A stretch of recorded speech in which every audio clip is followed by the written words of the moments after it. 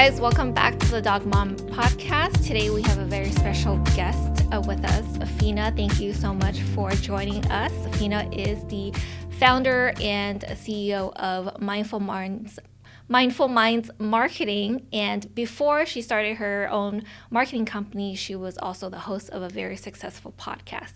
So Fina, thank you so much for joining us today.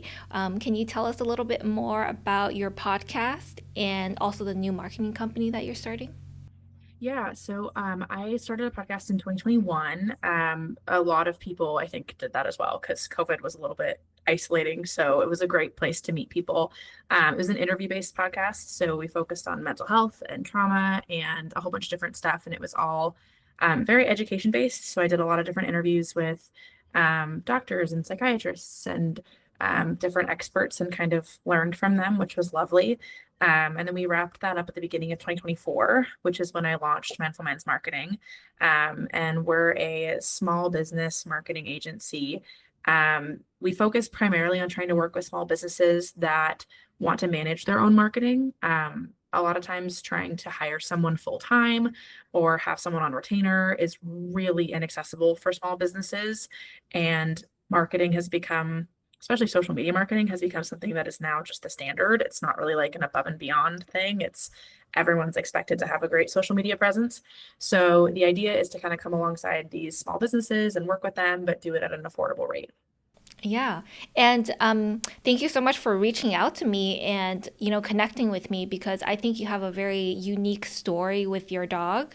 I know we've talked briefly about this, and the people who follow Dog Mom podcast and follow me know that I also had a dog, Birdie, that went through a chronic illness, and she ultimately passed away at the age of 3. So I wanted to invite you on the show to talk about your experience with a dog with a chronic illness and how that affected you and kind of what you learned from that.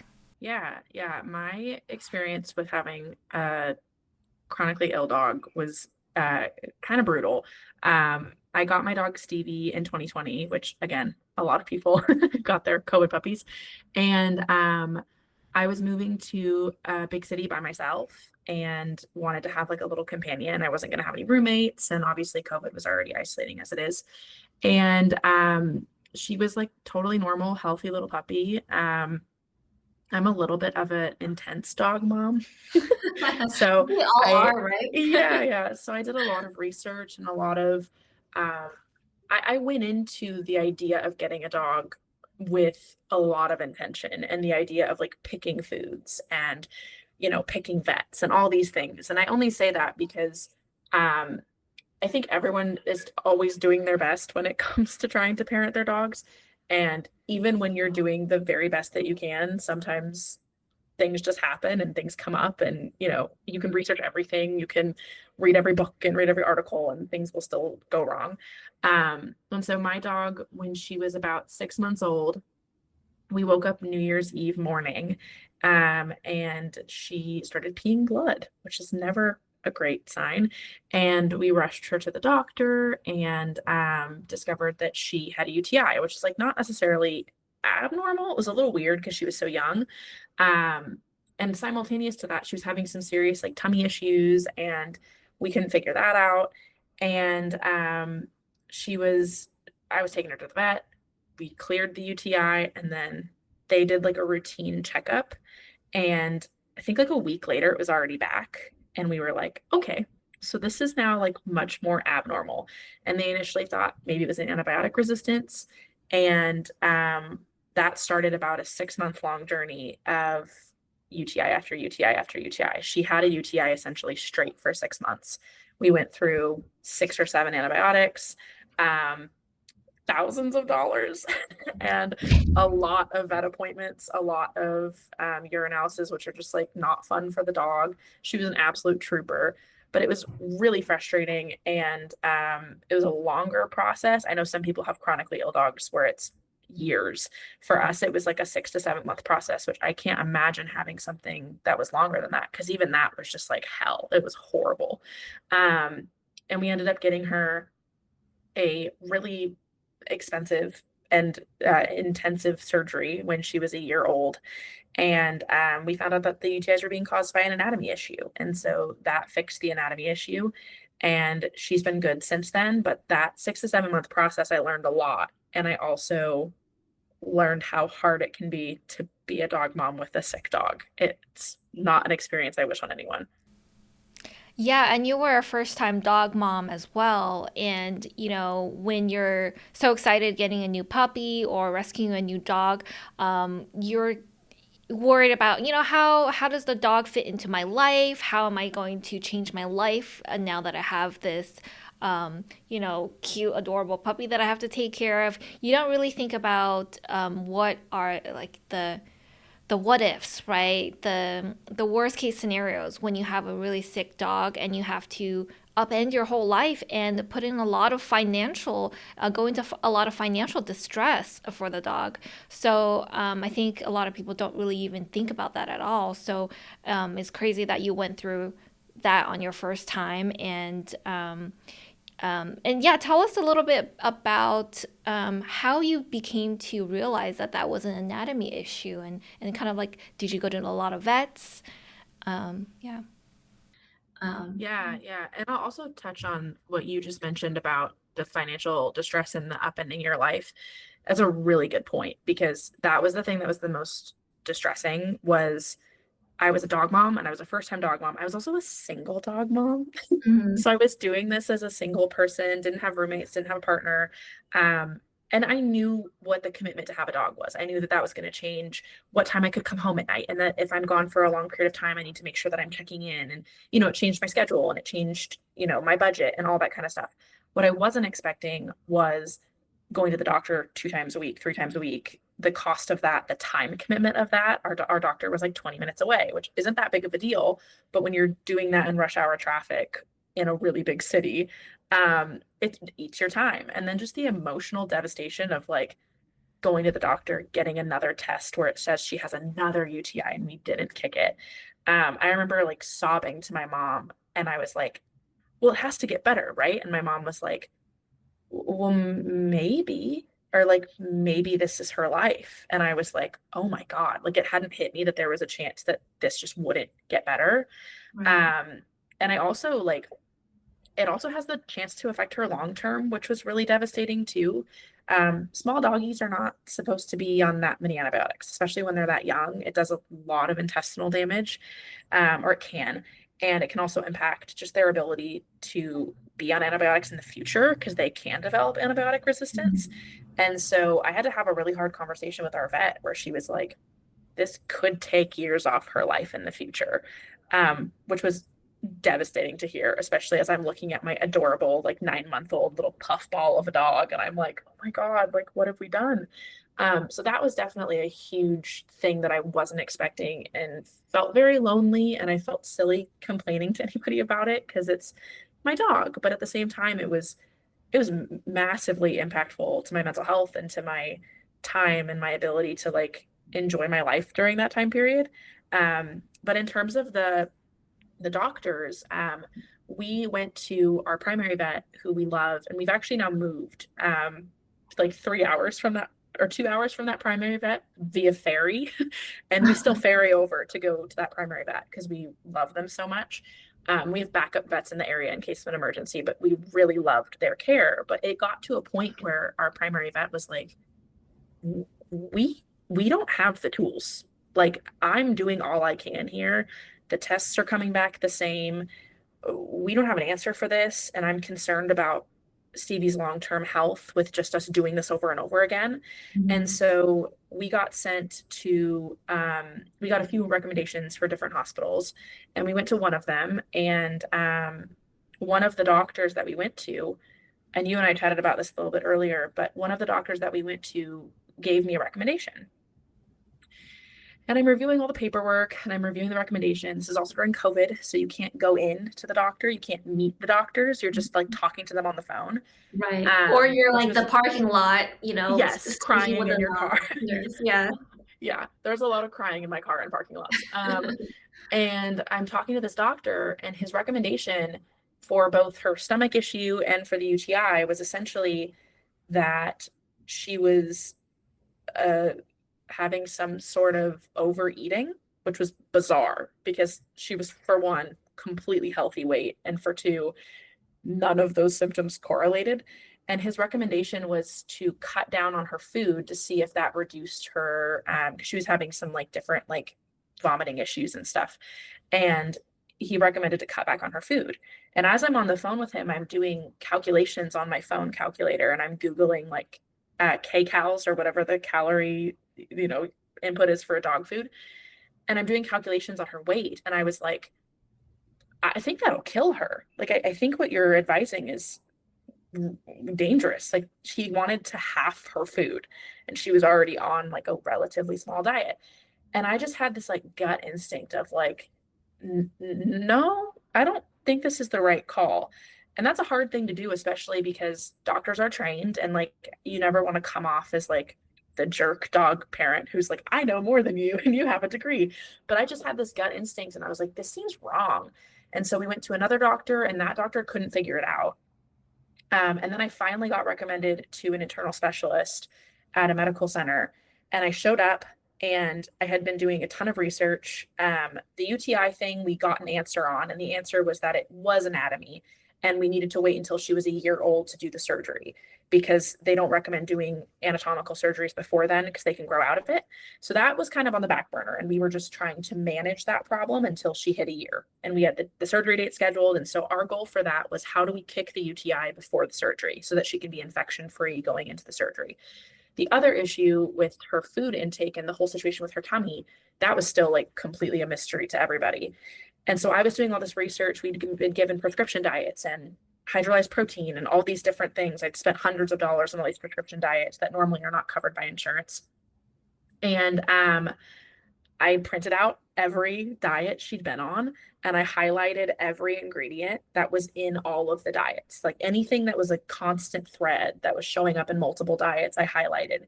And I was showing that chicken was in every single one of them. Even if it wasn't a chicken forward diet, there was some sort of chicken meal or chicken something in the background.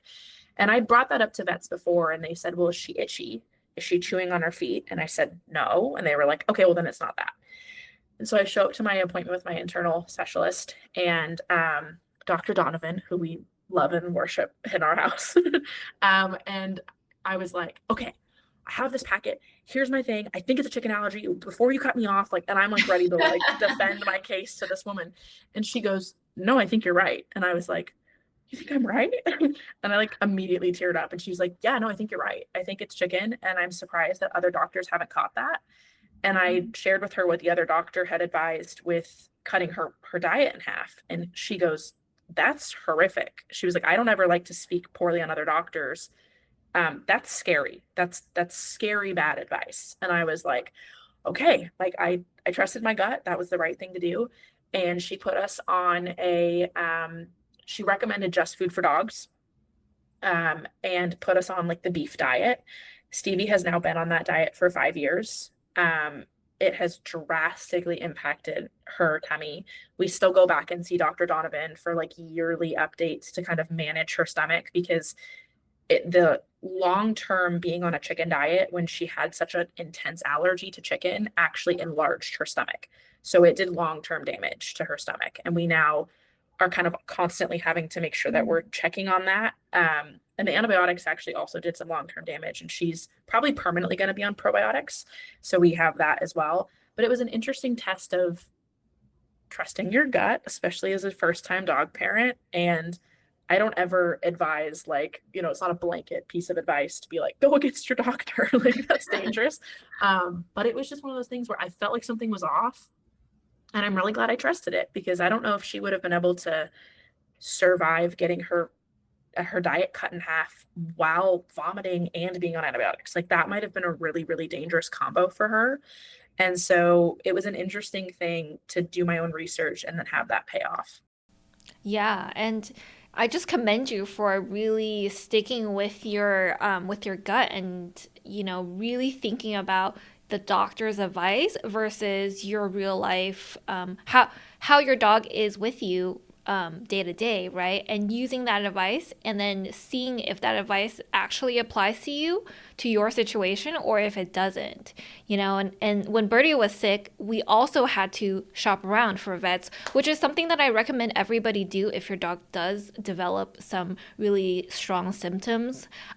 It's super critical to go to different vets if you can, of course, if your insurance allows it, to find different advice because a lot of doctors and vets have drastically different approaches to how they treat your dog or even diagnose your dog. So, some of the doctors that we went to, they really didn't even think this was a big deal. And some really wanted to work on diet and some really wanted to work on, treatment and IVs. So there's just a whole big approach. And, you can choose and pick the advice that they give you and see if it really applies to your situation. And I'm glad you did that.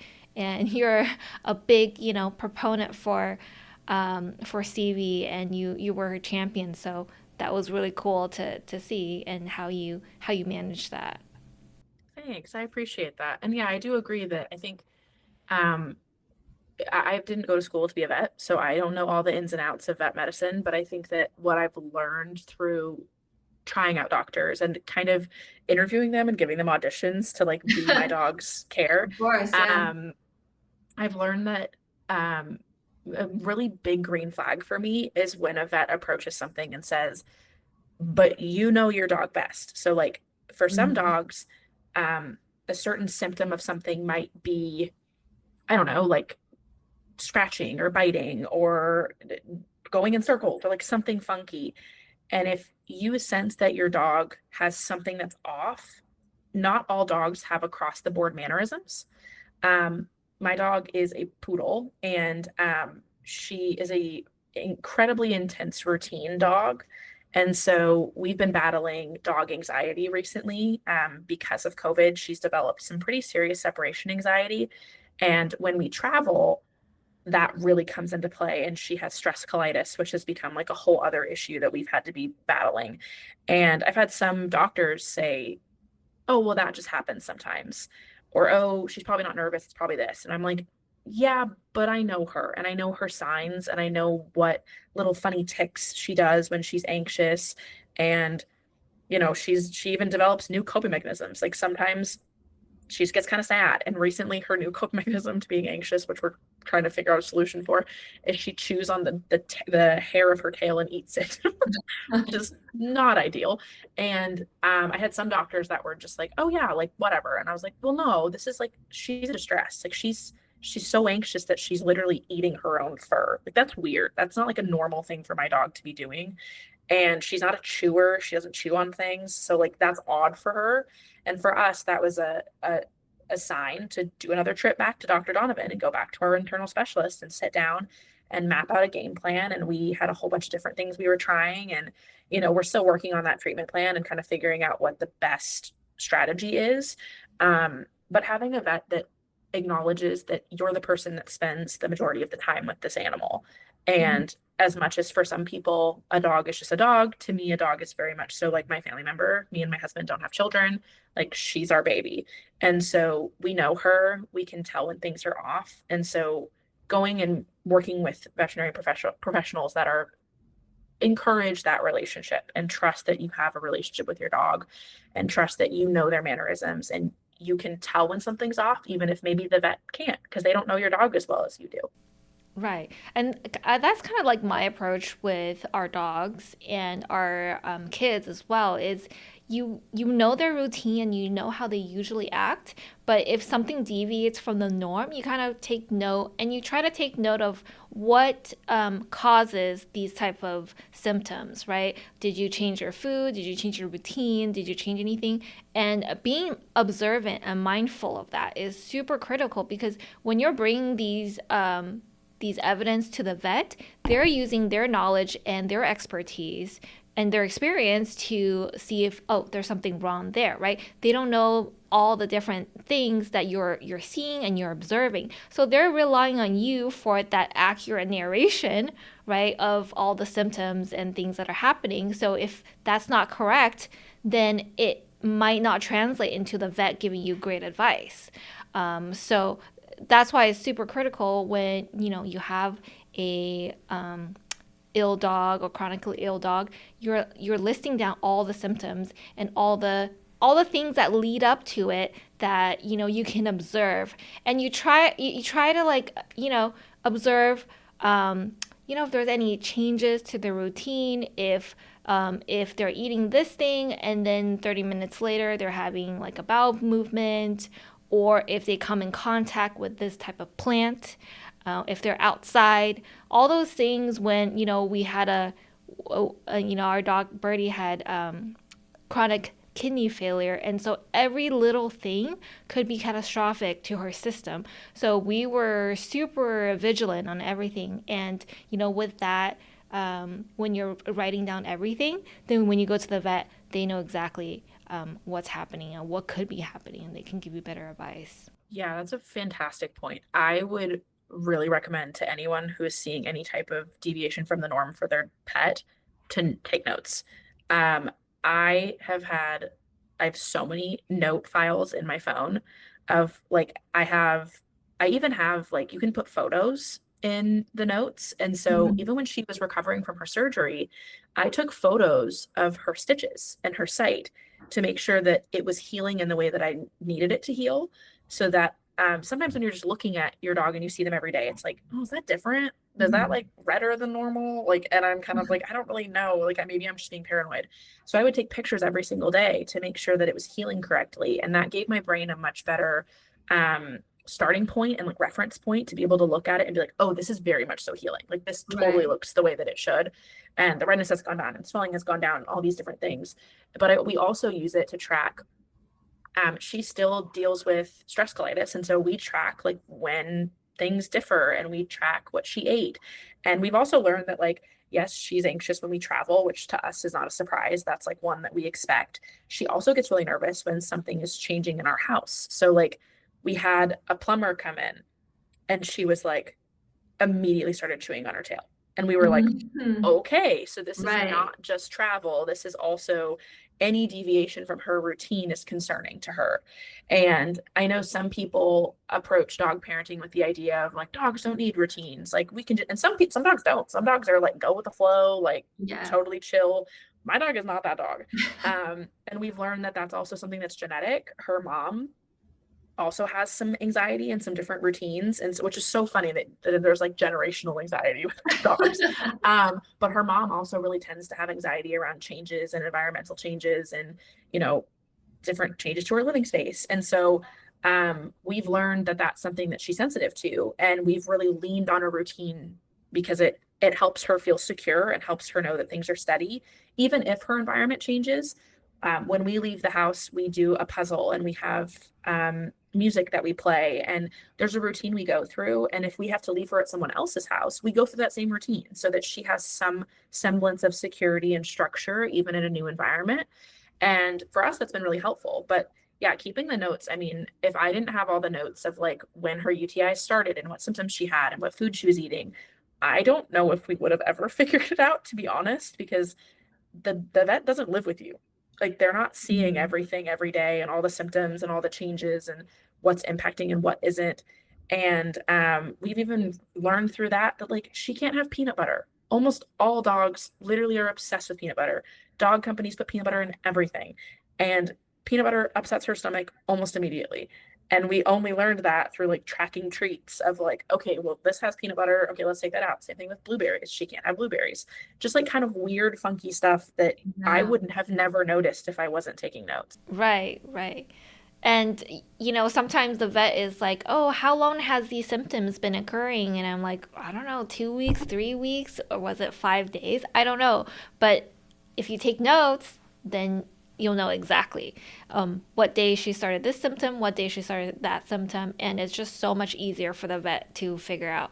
And I wanted to pop back in briefly to something that you mentioned earlier, because I don't think a lot of people know this, and you mentioned that the vet recommended that you don't do any surgeries on anatomy until she's a year old. And that actually applies to getting spayed as well. I think a lot of people don't know this, or maybe it wasn't recommended prior.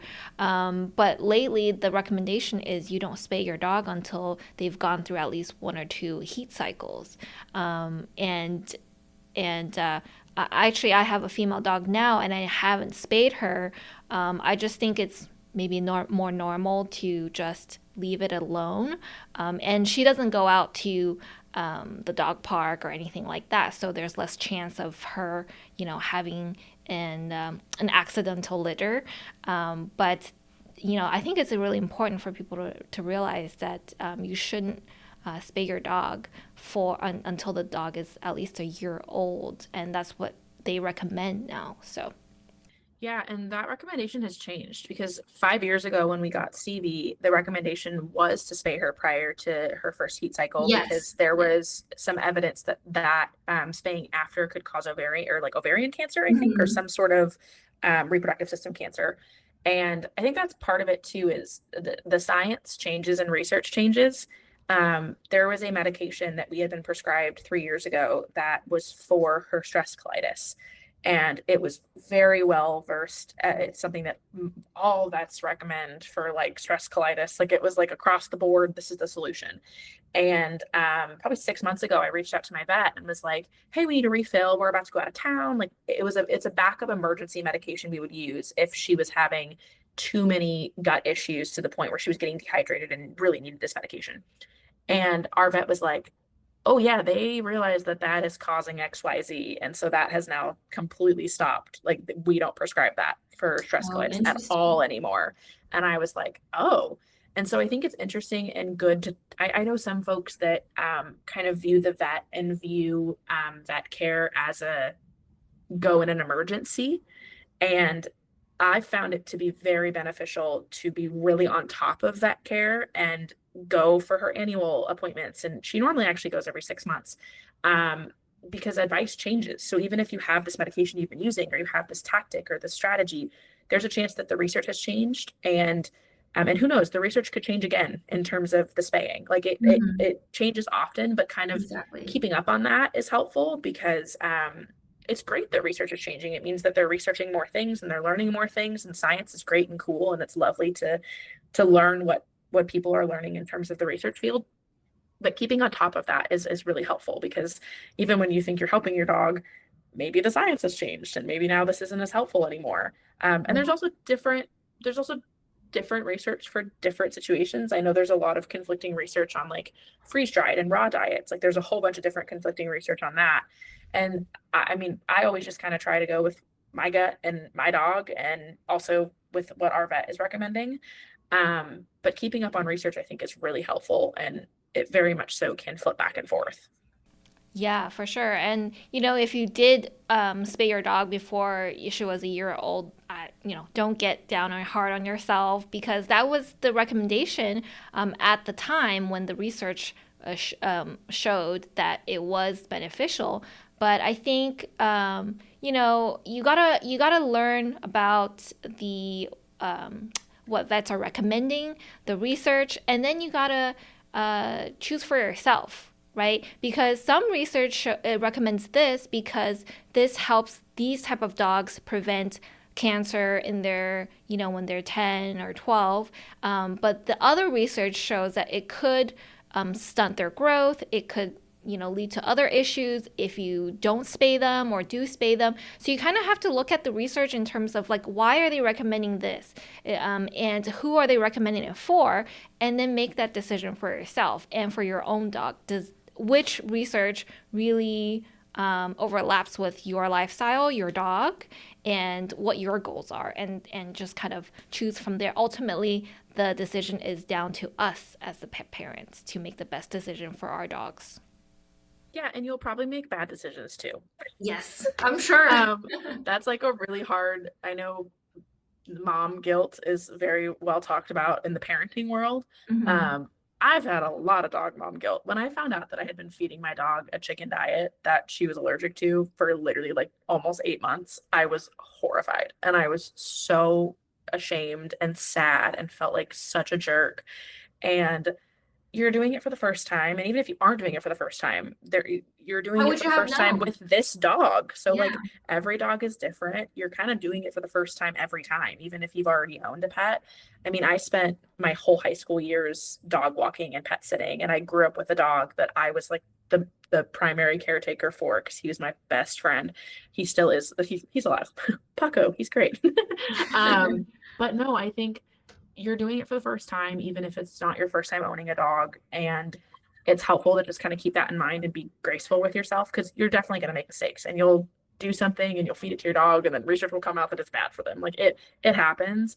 And I've been comforted by my vet that one time of something often doesn't cause an issue or a few times. Like dogs can be pretty resilient. And so not beating yourself up too much if you make a mistake, but just aiming to do the best you can. Yeah, definitely. And Yeah. And that was a gigantic lifesaver. Um, we we decided to get pet insurance. I think Stevie was like 9 weeks old, and we got her when she was 8 weeks old. So I waited like a week, right? Um, and I paid for the insurance, got on a plan, and then she didn't have any health issues for the first 6 months. And I was like, why am I paying for this? Like I'm paying like 50, $60 a month, not using it. It's just sitting there. And I was like, it's pretty unlikely that she's going to have any issues. Like, this seems kind of silly. And I actually called my insurance company and was like, hey guys, like, this seems silly. And the insurance agent was like, well, the thing about it is if you exit this insurance and then you add her back into insurance when she's 2 or 3 years old, um, the amount of coverage you can get really changes because then if there's any underlying conditions that like are pre-existing, we won't cover them. And Mm. so, and your premium's going to go up because you're enrolling her later in life. And I was like, and I was so annoyed. And I was like, okay, fine. Fast forward, I kid you not, like 2 weeks, she got her first UTI. And I was like, well, look at that. um, and it was massively helpful. The way our insurance does it is it's a per issue um, deductible. So she started having these issues with UTI, and our deductible was like $600 or something. And once we hit that, they covered everything uh, past everything up to 90%. So we would pay 10%. Um, but that was for the issue for her whole lifetime. So if she ever has issues with this again, it's forever covered. Granted, that 10% can still get costly. There, we also had a situation with our insurance where for the big surgery that she had about a year old, they allowed, normally it was a reimbursement type of insurance plan. So I'd have to front the cost up front, which that's hard too, because I'm having to like get the money and then get reimbursed, which was really difficult. But for this surgery, which was like, God, $6,000, $7,000 for this surgery, it was crazy. They were able to do like a pre-approval and like talk to Mm. her doctor, get an understanding of what the surgery was for. It was for this condition we've been treating for 7 months, so they approved it, and they were able to just like pay the whole thing up front, and we paid a tiny chunk of it. And it was, I mean, I don't know if we would have been able to do the surgery if they hadn't, because I was single. I was also unemployed for some of this time too, which was like crazy difficult. And the insurance was a lifesaver. Anytime I have a friend who gets a new dog and they're like, what would your advice be? I'm like, insurance, Yes, please get a hundred insurance. Like, percent. holy cow, more than anything else, get insurance because you don't ever think your dog's going to be the one that gets sick. And like, I didn't think she was going to get sick. I was about to cancel the plan. And it turns out like it can happen at any time. We've kept it even though she's been healthy for 4 years. Like, and we're totally fine with paying that amount as long as she has this coverage and this backup for if something really awful happens. Um, and we joke that she's like, we've probably put 100 grand into this dog over the last 5 years with all the stupid crap that we buy her and stuff. But we're like, I mean, she's our baby, and like the insurance allows us to be able to not have to make as many hard calls when it comes to her health. It allows us to have that safety net to be able to treat her. I know some folks get into a situation where it's like $1,000 and they're like, yeah, we can't pay that. And they have to put the dog down or give the Mhm. dog up or something. And there's a really hard call that has to be made. And insurance gives us that buffer to not have to make those hard calls. And I'm also the type of dog parent where I would sell my car or my house before not treating my dog. Same, same. That's just how I am. But it does allow you to just have a buffer, which is really Yeah. helpful. No, and I always recommend pet insurance to any new pet parent because you just never know, right? You don't know if your dog is going to be the one that gets sick, and you could be paying for a pet insurance for a dog their whole life and not run into any issues. Or you could just, like yourself, like run into a huge issue and you're faced with either $10,000 to save your dog or your dog unfortunately passes away and or give the dog up, and it's just such a difficult position to be in. And for $50 or $40 or $60 a month, you could potentially be, saving yourself from that difficult decision. So I always recommend pet insurance. And thank you so much for coming on to the show and sharing your story and Stevie's story with us. So I really do appreciate it. It's really nice to share stories with someone who also has gone through, the horrible experience of their dog being sick. So I do appreciate you coming on and sharing your story with us. Yeah, of course. And I've already told you this, but we're big ZippyPaws fans. After I told my husband I was going to be on, we went through our house and I was like, he was like, what's ZippyPaws? And I was like, oh, you'll know. And I went through and I was like, this toy is ZippyPaws and this toy is ZippyPaws because we have so many toys in our house. So yeah, it was very fun to come on. I'm glad I was able to. I'm so glad. What's Stevie's favorite toy? She likes the water bottle ones. She's always liked the ones that you can, like, slide the water bottle into. Yes, the We also crunchy. like her yeah, her collar and her leash are Zippy Paws.